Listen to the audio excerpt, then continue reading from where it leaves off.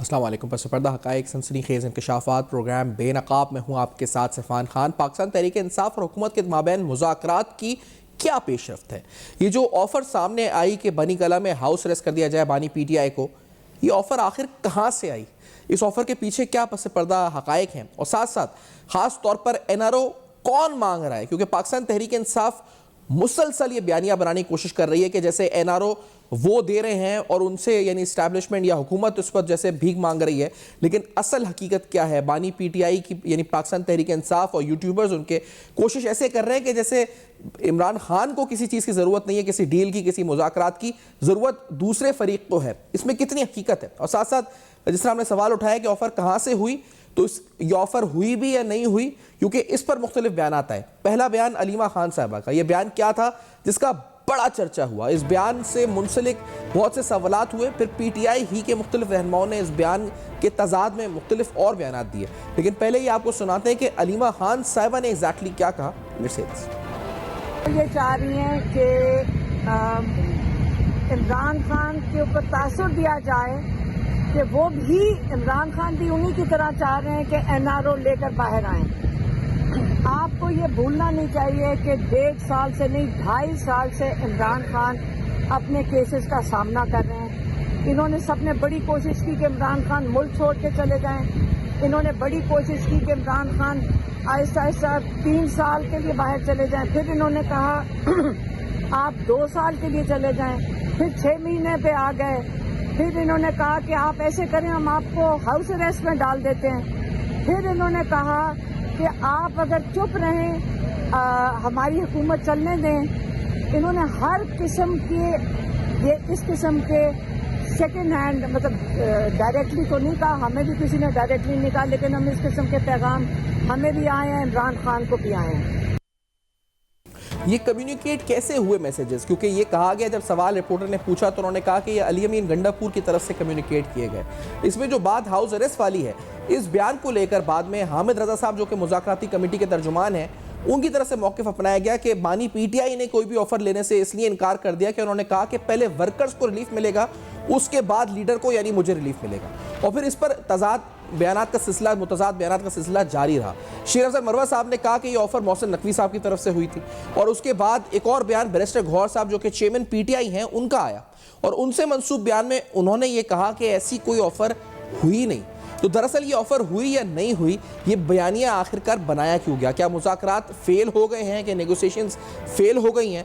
ख़ास तौर पर हमारी नज़र है जनवरी 20 तारीख और उसके बाद मार्च में जिसमें IMF का रिव्यू है, तो क्या कोई इंटरनेशनल प्रेशर डेवलप हो रहा है बानी PTI की रिहाई को लेकर, और वो क्या अमरीका की तरफ से हो रहा है, और क्या वाकई में प्रेशर है या उसकी नफ़ी जो हुकूमत करती है उसमें हकीकत है? ये सारे अहम सवाल उठाएंगे एक ब्रेक के बाद बेनकाब में। हमारे साथ वेलकम बैक। आप देख रहे हैं बेनकाब। अहम तरीन सवालात, मुज़ाकरात, पेशरफ्त और ऑफर कहाँ से हुई हाउस अरेस्ट की।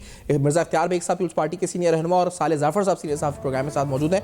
बेग साहब, ये जो मामला चल रहा है मुज़ाकरात का, हाउस अरेस्ट की ऑफर PTI बयानियाँ बना रही है कि हमें हुई, और हमें पहले ये ऑफर हुई, फिर वो ऑफर हुई, हाउस अरेस्ट की ऑफर हुई, और मुख्तलिफ रहनुमा मुख्तलिफ बात कह रहे हैं। एक कह रहे हैं कि हमने ऑफर रिजेक्ट कर दी, उन्होंने कहा पहले वर्कर्स को रिलीफ दे। एक ने कहा ऑफर हुई नहीं, और एक ने कहा ऑफर मोहसिन नकवी ने की, अलीमा खान ने कहा ऑफर अली अमीन गंडापुर के थ्रू कम्युनिकेट हुई। ये मामला आखिरकार किस तरफ बढ़ रहा है?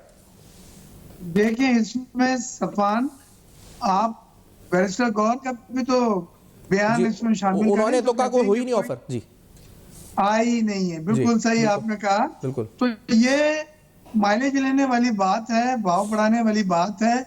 इस वक्त नेगोशिएशन किसी ऐसी स्टेज पे पहुंचे ही नहीं है जिस पे ये सब बातें हो सके। 2 मुज़ाकरात का राउंड हुआ है और दूसरे में डेडलॉक हो गया है। राइटिंग में जब मुतालबात मांगे गए तो PTI वालों ने उस पर हौसला अफजा जवाब नहीं दिया। वो नहीं चाहते कि कोई चीज राइटिंग में जाए और फिर अपोजिशन, उनकी अपोजिशन यानी रूलिंग पार्टी उसको दिखाए कि जी NRO हमें ऑफर हुआ लेकिन हम नहीं ले रहे हैं, हम फाड़ देते वगैरह वगैरह। इन सब चीजों में जो ज्यादा अहम चीज है वो है, दोनों साइड पे ट्रस्ट डेफिसिट है, यानी एतमाद का मुकम्मल फकदान है। किसी को किसी पे एतबार नहीं है, वो कोई ऐसी चीज देने को तैयार नहीं है जिसको वो उनके खिलाफ इस्तेमाल कर सके। नहीं, लेकिन तो ये पहली जो चीज बेग साहब यही है ऑफर, कि इसका मतलब हुई नहीं है कोई ऐसी हाउस अरेस्ट की, आप ये कह रहे हैं? अभी देखिए इस स्टेज पे मुज़ाकरात गई नहीं है। ये ऑफर्स दी जाती है अमूमन गिव एंड टेक की बुनियाद पे। ये ऑफर दी जाती है अमूमन जब चीज प्रोग्रेस होती है कि भाई हम आपको इसके बदले में ये ऑफर करते हैं, आप ये एहतजाज खत्म करें या कॉल वापस लें वगैरह वगैरह। अभी तो उन्होंने जो मुतालबात भी हमें नहीं जमा कराए, जो राइटिंग में उन्होंने मुतालबात देने थे वो राइटिंग में अच्छा, देने के लिए तैयार ये नहीं। जो तासुर है कि एनआरओ पीटीआई मांग रही है या एनआरओ हुकूमत मांग रही है पीटीआई से, वो तो ये कह रहे हैं कि हमें मुज़ाकरात की जरूरत नहीं है, ये हमारी पॉपुलैरिटी है जी कि हमसे वो कोशिश कर रहे हैं कि मामला तय पा जाए। वो ये तासुर देने की कोशिश कर रहे हैं उनके यूट्यूबर्स और वो लोग। दोनों साइड्स को मुल्क में सियासी इस्तेकाम चाहिए। हमारी हुकूमत कोलिजन हुकूमत है, मैं कौमी असम्बली का मेंबर हूँ, हमारी पार्लियामेंट्री पार्टी की मीटिंग्स होती हैं, सब होती हैं। हम पूरी तरह से ये चाहते हैं कि मुल्क में सियासी इस्तेकाम हो, क्योंकि इंतशार ना हमारी माशी ग्रोथ को कोई फायदा पहुंचा रहा है, ना नई सरमायाकारी को फायदा पहुंचा रहा है, और बल्कि ये एक बड़ा मनफी असर डाल रहा है। तो हम भी यही चाहते हैं और वो भी यही चाहते हैं। उनके ज्यादातर पत्ते एग्जॉस्ट हो गए हैं, इस्तेमाल हो गए हैं। अब उन्होंने, मैं समझता हूँ, वो रास्ता इख्तियार किया है कि जो दोनों फरीकैन लचक दिखा रहे हैं कि कोई हतमी, आप कहते हैं कि इस्तेकाम के लिए रास्ता बन जाए। साले जाफर साहब, ऑफर कहां से हुई, ऑफर हुई भी या नहीं हुई, और किसने की ऑफर एग्जैक्टली? तहरीके इंसाफ की तरफ से जो भी बात की जाती है उसके बारे में यह तय करना कि वो उसमें सच्चाई कितनी है जी, और झूठ किस कदर है, ये बहुत ही मुश्किल काम है। क्योंकि उनकी पूरी की पूरी जो तरबियत है वो झूठ की इमारत पर उस्तवार है। और ये जो बात कहते हैं कि जी हमें पेशकश हुई है, किसने की है पेशकश ये नहीं बताते, क्या पेशकश हुई है ये जरूर बताते हैं। तो सवाल ये पैदा होता है कि अगर इनको यही पेशकश करनी थी तो ये पेशकश उस वक्त क्यों ना की गई जब इनको गिरफ्तार किया गया, जब इनको हिरासत में लिया गया, जब इनको सजाएं देना शुरू की अदालतों ने। तो अर्ज ये है कि जी ये कोई पेशकश इनको लिए नहीं हुई। हाँ, अलबत्ता इनकी तरफ से हुकूमत के साथ और मुतलका जो दूसरे अदारे हैं उनसे इन्होंने राब्ता किया है कोई रियायत हासिल करने के लिए, कोई कंसेशन। आप मुझे ये बताइए कि पाकिस्तान में एक प्राइम मिनिस्टर होता था, बाकी हर दिन अजीज था वो अपने दौर में, उसका नाम था जुल्फकार अली भुट्टो, उसको क्या रियायत दी गई थी? कोई रियायत नहीं दी गई। अच्छा साले साहब, ये अगर ऑफर नहीं हुई और इन्होंने ये लीक कर या इसको मिसलीड करके ये बयानियां क्यों बना रहे हैं, इससे इनको हासिल क्या होगा? क्या बयानियां बनाने की कोशिश की जा रही है? ये दरअसल तासुर देना ये चाहते हैं कि इनकी जो हैसियत है हुकूमत या इंतजामिया उससे घबराई हुई है, परेशान है, और ये इसका नतारा हो जाएगा अगले हफ्ते 10 दिन में जब ये 190 मिलियन पाउंड के केस का फैसला आएगा। आप ये देख लीजिएगा, जो कि प्रोसिक्यूशन के एक्सपर्ट्स हैं उनकी राय ये है कि इनको फुल डोज मिलेगी। जब इनको सजा सुनाई जाएगी तो आपको खुद इस बात का सुराग मिल जाएगा। और मैं आपको अर्ज करूं कि अभी फिल वक्त तो वो मामला थोड़ा सा रुका हुआ है, मुअत्तल नहीं हुआ, कि इनको आखिरकार 9 मई के मुकदमात में फौजी अदालतों का सामना करना पड़ेगा। ये मौखर क्यों हुआ है, ये खबर है आपकी कि मौखर हुआ है या तज्जिया आप कह रहे हैं मौखर है? गुजारिश यह है कि वो नहीं चाहते इंतजामिया के माहौल के ऊपर ये असरअंदाज हो किसी तरह का वो अक़दाम जो कि नागज़ीर है, जो होना है। अगर वो आज इनके खिलाफ वो कार्रवाई शुरू कर दें तो ये शोर मचाना शुरू कर देंगे कि हुकूमत के साथ हमारे जो मुज़ाकरात हैं उनको सबोताज करने के लिए ये कार्रवाई हो रही है। लिहाजा उसमें क्या फर्क पड़ता है, जहाँ 1.5 साल का ज्यादा वक्त गुजर चुका है वह चंद दिन और देख लेंगे। और अब ये जो मुज़ाकरात की बात आप करते हैं ना, हुजूर गुजारिश है कि मुज़ाकरात के लिए दरखास्त खुद पीटीआई ने दी थी। तो इसके लिए जो कमेटी थी वो तश्कील दी किसने? पीटीआई के बानी चेयरमैन ने। कहां से तश्कील दी? जेल से। उसके बाद ये इन्होंने स्पीकर कौमी असम्बली से बार बार मुलाकातें की और बयानात दिए कि हमारे साथ मुज़ाकरात ठीक किए जाए। अच्छा जी, तो मतलब हकायक जो है आप कह रहे हैं 13 तारीख नहीं कुछ दिनों के अंदर सामने आ जाएंगे कि क्या माहौल बन रहा है और क्या वाकई में इनके हक में माहौल बन रहा है या नहीं बन रहा। इफ्तियार बेग साहब, ये मुझे बताएं, क्या कोई इंटरनेशनल प्रेशर आप फोर्सी कर रहे हैं, डेवलप हो रहा है इनकी रिहाई से मुतालिक, खासतौर पर डोनाल्ड ट्रंप के बाद और उससे मुंसलिक ममालिक का? आपको लगता है बिल्ड हो रहा है प्रेशर बेग साहब? देखिए, हम एक सॉवरेन नेशन है और बड़ा कैटेगोरिकली पाकिस्तान ने अपना स्टेटमेंट दिया है, जो ट्रम्प के एडवाइजर के एक बार दो बार बयानात आए थे। देखिए, इसमें डायरेक्टली कोई भी इंटरफेयर नहीं कर सकता। हाँ, ह्यूमन राइट्स वॉच डॉग्स हैं, ह्यूमन राइट्स की ऑर्गेनाइजेशंस हैं, वो एक जर्नल बात करती हैं और उसमें वो आर्मी कोड का कभी जिक्र करती हैं, कभी ट्रायल का जिक्र करती हैं, लेकिन वो स्पेसिफिक इमरान खान के मुतालिक कोई बात नहीं कर रही है। और इमरान खान साहब के केसेस हैं कोर्ट में और वो उनको डिफेंड कर रहे हैं, जो बाकी नहीं, लेकिन ये इनके तरफ से बयानिया बनाया कि बैलिस्टिक मिसाइल पे जो सैंक्शंस हुई, या अब ट्रंप के आने के बाद आईएमएफ का रिव्यू है मार्च में, तो वो कहते हैं कि उस रिव्यू के अंदर कोई आर्म ट्विस्टिंग हो सकती है क्योंकि यूएस का प्रेशर है और यूएस का एक बड़ा वेट होता है उसमें। तो क्या आपको लगता है वाकई में ये मुमकिन है इन मार्च रिव्यू के, ऐसा कुछ? आईएमएफ का जो रिव्यू है जायजा जी, उसका पूरा दारोमदार है हदायत को अकम्प्लिश और पूरा करने का। अब हमने कुछ जगह पे तो हदायत माशाल्लाह हमारे कंप्लीट हो चुके हैं, मुकम्मल हो चुके हैं, और कुछ जगह पे खास तौर से रेवेन्यू वगैरह में हमारे कुछ शॉर्टफॉल आया है, लेकिन उसके ऑल्टरनेटिव हमारे पास बहुत सारी चीजें जिससे हम करके वो पूरा कर सकते हैं। तो आईएमएफ ऐसा डिक्टेट नहीं कर सकती इस बुनियाद पे कि वो इमरान खान साहब को छोड़ें तो हम आपको किस देंगे या आपके प्रोग्राम का जायजा जो है वो मुकम्मल होगा। ये आप जो बातें कर रहे हैं ये मुख्तलिफ गैस हैं, ये मुख्तलिफ सोचें हैं। लेकिन इससे पहले आईएमएफ का प्रोग्राम जब नहीं था, इसहाक डार साहब थे, तो उन्होंने कहा था कि इसमें पॉलिटिक्स, ग्लोबल पॉलिटिक्स भी इन्वॉल्व होती है। तो क्या आपको लगता है कि इस रिहाई और इस मामले को लेकर भी कुछ पॉलिटिक्स हो सकती है पाकिस्तान के साथ इन द रिव्यू, या वो टोटली फंडामेंटल्स पर होगा ऑन बेस ऑफ टेक्निकल्स? जी, वो ज्यादा से ज्यादा ह्यूमैनिटेरियन ग्राउंड के ऊपर जी एतराज किसी चीज पे कर सकते हैं या अफसोस कर सकते हैं, और हमारा फर्ज होता है कि उसको हमने क्लैरिफाई कर देना होता है। ये है जो डिप्लोमेटिक नॉर्म्स कहलाता है, ये जो सॉवरेन नेशंस में एक उनकी डिप्लोमेटिक ताल्लुकात हैं उनका तकाजा होता है। कोई भी कंट्री किसी दूसरे मुल्क को संजीदगी से ये नहीं कह सकता कि आप इनको छोड़ें, इनके केस खत्म करें जो ट्रायल पर हैं और इनको लाके वजीर आज़म बना दे वगैरह वगैरह। बिल्कुल ऐसी कोई बात नहीं है। ये जरूर है कि वो पाकिस्तानी जो प्रो पीटीआई हैं, जो पीटीआई जो ओवरसीज है वो अपना लॉबिंग करे।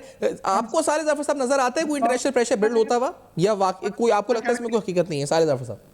ये जी के ये जो इंटरनेशनल प्रेशर है ना जी, इसका तल्लुक फर्द या अफराद से नहीं होता, इसका मामला होता है बैनुल ममलकती, बैनुल रियासती, इंटरनेशनल जो इंटर स्टेट रिलेशनशिप जो होती है ये उसका ताल्लुक होता है, और उसमें मफादात होते हैं, उसमें पॉलिसीज होती हैं। मसलन अगर पाकिस्तान की कोई स्ट्रेटजी, कोई हिकमत अमली अमेरिका को सूट नहीं करती, अमेरिका उसके खिलाफ पाकिस्तान के ऊपर प्रेशर का जो हथकंडा इस्तेमाल कर सकता है, वो कोई फर्द या अफराद नहीं होते।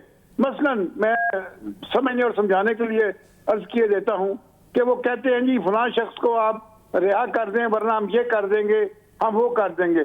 मकसद उनका यह है कि पाकिस्तान से कोई और बात बनवानी। वो पाकिस्तान को कहेंगे कि फलां शख्स को आप छोड़ दें, उसके खिलाफ मुकदमा खत्म कर दें। पाकिस्तान ये बात मानते हुए फौरन मुकदमा खत्म कर देता है और उस बंदे को छोड़ देता है। तो वो जो प्रेशर डालने का जो इंटर स्टेट रिलेशनशिप में जो उनके वो टैक्टिक्स है वो तो फेल हो गए ना जी। वो उस दबाव के लिए किसी फर्द या अफराद का इस्तेमाल नहीं होता, उसमें और बहुत से ऐसे अनसीन चीजें होती हैं। उसमें आईएमएफ का टूल के तौर पे, टेक्टिक के तौर पे यूज होता है। आईएमएफ का रिव्यू आने वाला है मार्च में जी। आईएमएफ का जो रिव्यू है उसको किसी फर्द के लिए वो इस्तेमाल नहीं करेंगे।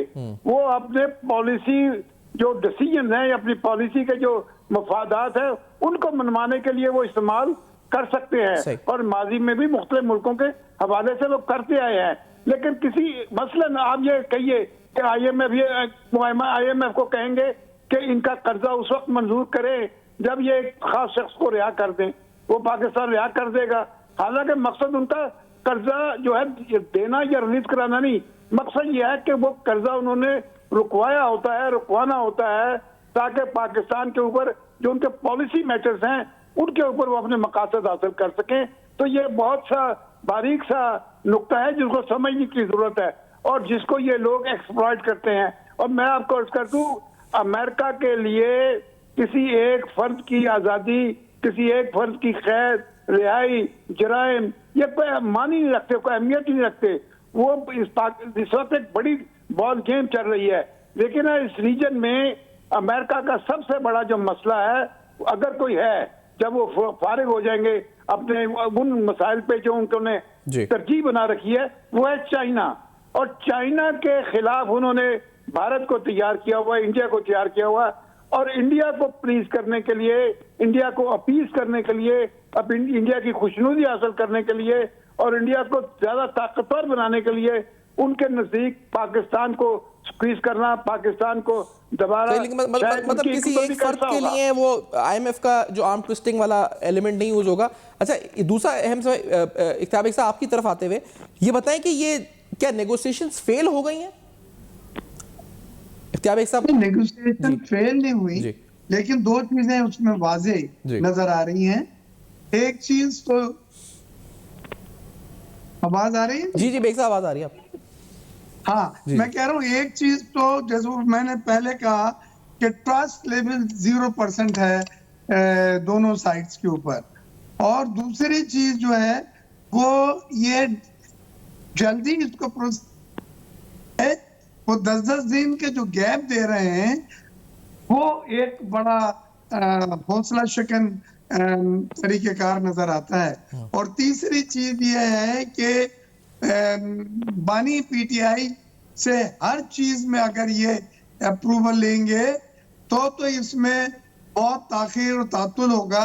जब एक कमेटी बनाई गई है और उन्होंने बनाई है और चुन के उन्होंने अपने सीनियर मोस्ट लोगों को उसमें डाला है, तो उन्हें इख्तियार दिया जाए और आखिर में वो पेश करें आपको कि वो क्या प्रपोज कर रहे हैं। और फिर फाइनल बानी PTI का इख्तियार है कि उसको लेकिन जिस तरह की बातें लीक वो मीडिया पे कर रहे हैं कि NRO मांगा जा रहा है, फिर बानी PTI का जो ट्वीट आया रिसेंटली उसमें फिर वो जंगल का कानून और इस तरह की बातें, तो उससे तासुर ये जा रहा है कि they have failed, the negotiations have failed. तो आप कह रहे हैं कि ये फिलहाल ट्रस्ट डेफिसिट है जो बहाल हो जाएगा दोबारा आपके नजदीक? जी, क्योंकि वो भी चाहते हैं कि किसी तरह से मज़ाकरात कामयाब हो और हुकूमत भी यही चाहती है कि मज़ाकरात कामयाब हो, क्योंकि उसके बाद हमें कोई और चीज नहीं है हमारे पास। तो ये एक बड़ा नादिर मौका है कि टेबल पर आए और कन्विंस और गेट कन्विंस की बुनियाद पे। स्पीकर साहब बहुत ही सुलझे हुए और एक प्रोफेशनल स्पीकर हैं और उन्हें अवाम का पूरा एतमाद हासिल है।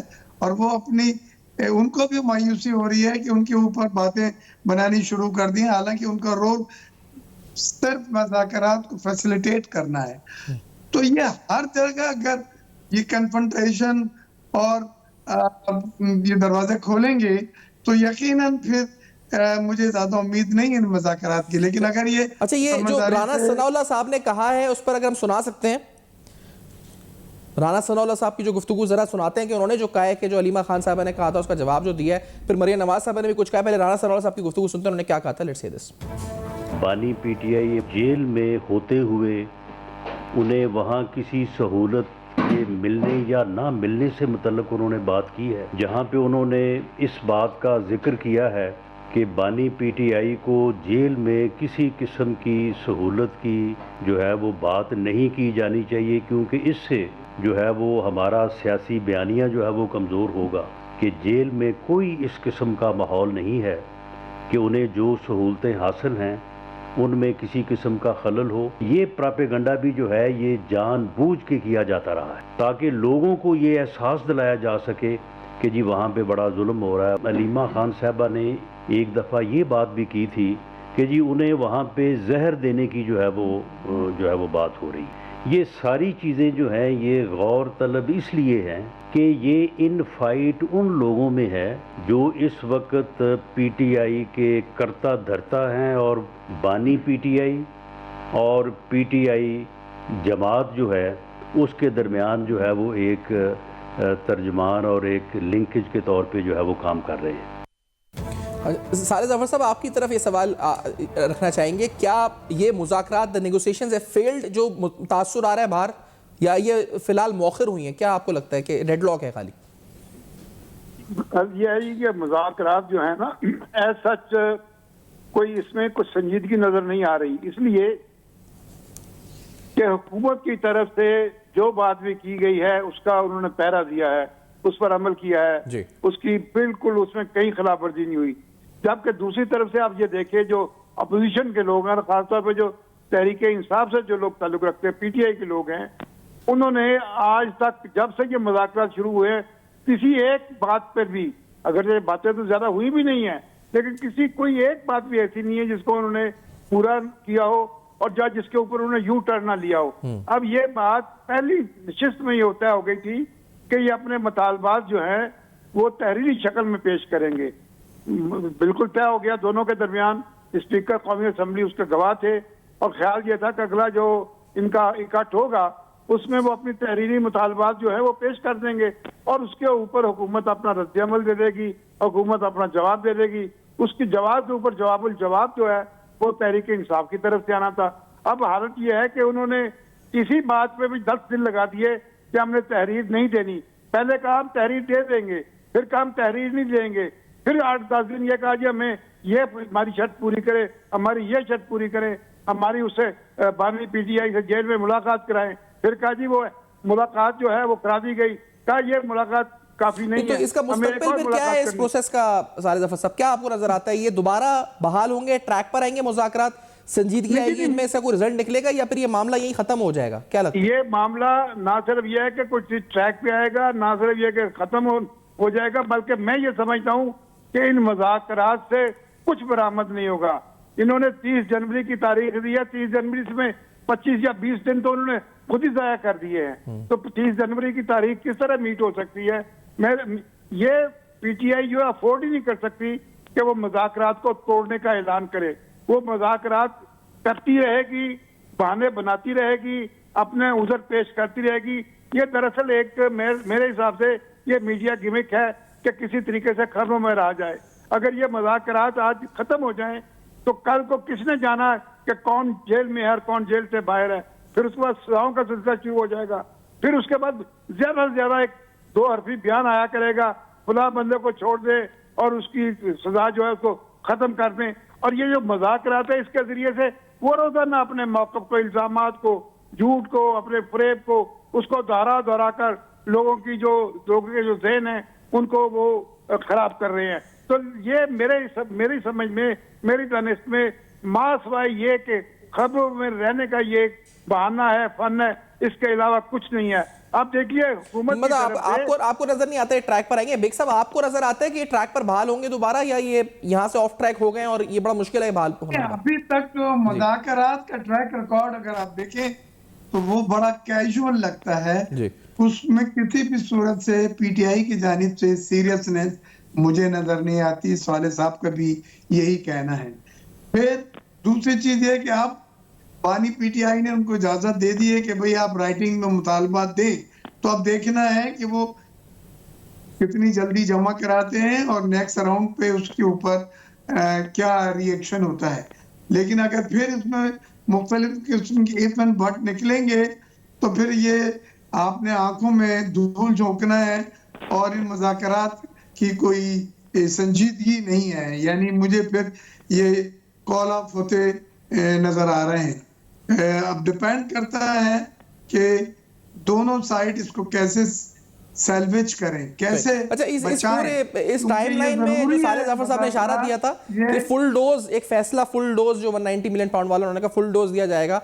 बेग साहब, वो अगर फैसला आता है तो फिर ये जो ऑलरेडी ट्रस्ट डेफिसिट है ये कहां जाता है, आपको नजर आता है? अगर ऐसा फुल डोज साले जाफर साहब प्रेडिक्ट कर रहे हैं, ऐसा फैसला आता है तो देखिए, वो जिस तरह से केस चलाया गया है, लोगों की यही है कि उसमें सजा इन्हें होगी, और इसी वजह से सुनने में आया है कि जो डिले हो रहा है कि मुज़ाकरात का अर्ली स्टेज पे अमल मुतासिर ना हो। अर्ली स्टेज से मुराद कि अभी आपने चलना ही शुरू करा है चंद कदम, और फिर अगर गड्ढे में गिर जाए आप या कोई रुकावट आ जाए तो जरा मुश्किल होता है फिर उसको संभालना। तो ये बात आपकी बिल्कुल सही है अपनी जगह, लेकिन मैं ये समझता हूँ कि अब ज्यादा देर वो कि ये जो उसकी जजमेंट है जो रिजर्व करी हुई है उसको होल्ड नहीं कर सकते, उसका फैसला आने को है। उसका फैसला आने को है, और वो फैसला आएगा तो उसका भी इंपैक्ट होगा। साले साहब, क्या फुल डोज होगा तो फिर क्या होगा मुज़ाकरात के अमल का?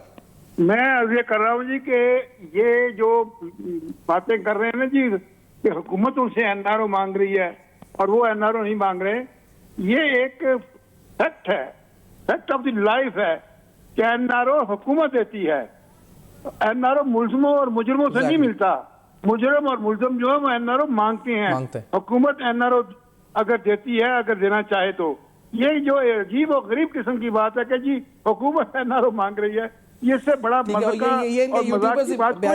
रहे सारे साहब। मैं बहुत शुक्रिया अदा करूंगा आपका और इख्तियार बेग साहब का कि आप दोनों ने वक्त दिया, प्रोग्राम में ज्वाइन किया। एक ब्रेक के बाद समराइज करेंगे सारी गुफ्तगू को, हमारे साथ रहेगा। Welcome back. आप देख रहे हैं बेनकाब अहम तरीन सवालात। पाकिस्तान तहरीक इंसाफ और हुकूमत के माबैन मुज़ाकरात आखिर कहाँ तक पहुँचे? ये जो ऑफ़र की बात आई ये आखिर कहाँ से आई? क्या ये वाकई में आई या नहीं आई? क्योंकि इस पर मुतज़ाद बयान पाकिस्तान तहरीक इंसाफ के मुख्तलिफ रहनुमाओं की तरफ से आए। अलीमा खान ने कुछ कहा, हामिद रज़ा साहब जो कि तर्जुमान है मुज़ाकराती कमेटी के, उनकी जानिब से कुछ और कहा गया, और बैरिस्टर गौहर ने तो सरहन तरदीद कर दी कि ऐसी कोई बात ही नहीं है। जबकि शेर मरवत ने तो ये भी कहा कि मुज़ाकरात या जो ये पेशरफ्त हुई थी, ये ऑफ़र आई कहाँ से थी, और अलीमा खान ने भी अली-अमीन गंडापुर का नाम लिया था। लेकिन इस हवाले से असल हक़ाइक़ क्या है ये जानने की कोशिश करी, साथ साथ इन मुज़ाकरात का मुस्तक़बिल क्या हो सकता है, और ये एनआरओ जो है वो कौन किससे मांग रहा है, ये अहम तरीन सवाल उठाया। आपका फीडबैक हमें मौसूल होगा हमारे फेसबुक, ईमेल्स और एक्स पर। देखते रहिएगा। अब तक अपना बहुत ख्याल। अभी सब्सक्राइब करें ताकि कोई खबर रह न जाए।